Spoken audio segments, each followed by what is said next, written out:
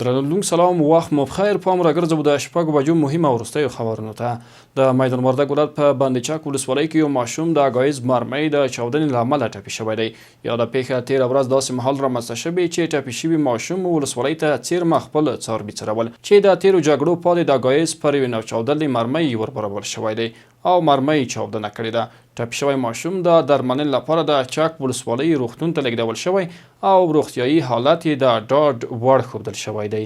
بلخوا د میدان وردګ ولایت د کرنې ریاست سره په همغږۍ د یاد ولایت د سید آباد ولسوالۍ په دریو حوزو سید آباد، شیخ آباد او نخي کې د یتیم پالنې موسسې لخوا په 15 کورنیو باندې د کلیوالي اقتصاد د پیاوړتیا په موخه د شیدو غواګانې وویشل شوې.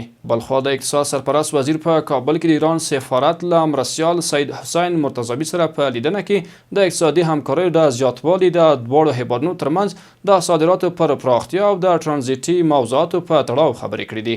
په دې لیدنه کې د ایران سفارت مرستیال ویلي هیواد یې نږدې وخت کې د رسیدونکو کډوالو ستونزو ته د رسیدنې په موخه افغانستان ته د بشري مرستو کڅوړې رالیږي. بلخوا په افغانستان کې د یونیسف ادارې عمومي رئیس تاج الدین اویلا د اوبو او انرژۍ له سرپرست وزیر سره په لیدنه کې ویلي چې په افغانستان کې د اوبو د پروژو پلي کول د دې ادارې په لومړیتوبونو کې دي او له دې وروسته به د انرژۍ د پراختیا په برخو کې فعالیت پیل کړي.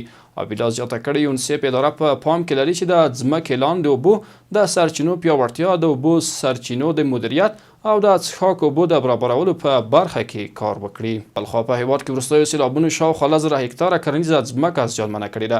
د ریلیف ویب بنسټ د یو راپور له مخې 13 اپریل میاشت کې په وروستیو 40 کلونو کې د دریو هغه اپریل میاشتو په منځ کې راغلي چې ډېر ورښتونه پکې شوي دي او د دغه ورښتونو له امله راوتلو سیلابونو 10,000 هکتاره کرنیزې ځمکې ته زیان اړولی دی. بلخوا د افغانستان بریښنا شرکت مسؤلینو د یوې خبري غونډې پر مهال له رسنیو سره د خپلو راسته راوړنو راپور د شریکولو پر مهال ویلي چې په تیر یو کال کې له ګاونډیو هیوادونو د وارداتي بریښنا او د بریښنا تولیدي داخلي شرکتونو ته د بریښنا د پیرلو له درکه ټول پورونه ورکړل شوي دي.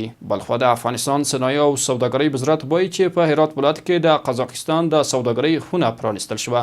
د صنعت او سوداګرۍ سرپرست وزیر نورالدین عزیزي په افغانستان کې د قزاقستان د سوداګرۍ خونې پرانیستل د دواړو هیوادونو ترمنځ د سوداګریزو اړیکو د پیاوړتیا او پراختیا په برخه کې یو مثبت او اغیزناک ګام وبلو. نوموړي ویلي چې افغانستان رسمي پلاوي او خصوصي سکتور د سوداګرۍ اړیکو کانفرانس، دوه اړخیزه سوداګریزو غونډه او په 1402 کال کې د قزاقستان په استانه ښار کې د افغانستان د محصولاتو او تولیداتو له نندارتون وروسته قزاقستان ته د افغانستان صادرات زیات شوي دي. بلخوا ولادیمیر پوتین د 5م ځل لپاره د روسیې د ولسمشر په توګه د لوړ مراسم ترسره کړل او د نوموړي د تیرې دورې د کابینې غړو له خپلو دندو استعفا وکړه.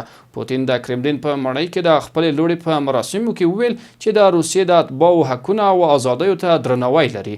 نوموړی د عربان کال د مارچ میاشتې په ولسمشریزو ټاکنو کې وتوانېدو چې د نږدې 8 سلنه رایو په ګټلو سره خپلو دریو سیالانو ته ماتې ورکړي او یو ځل بیا د 6 کلنې دورې لپاره په واک کې پاتې شي. بلخوا د هند لومړی وزیر نریندرا مودي نن سهار د هند په ګجرات ایالت کې دغه هیواد د ټاکنو په 3م پړاو کې خپله رایه وکاروله. مودي له هندیانو غوښتي چې د رایې ورکولو په بهیر کې په پراخه کچه ګډون وکړي.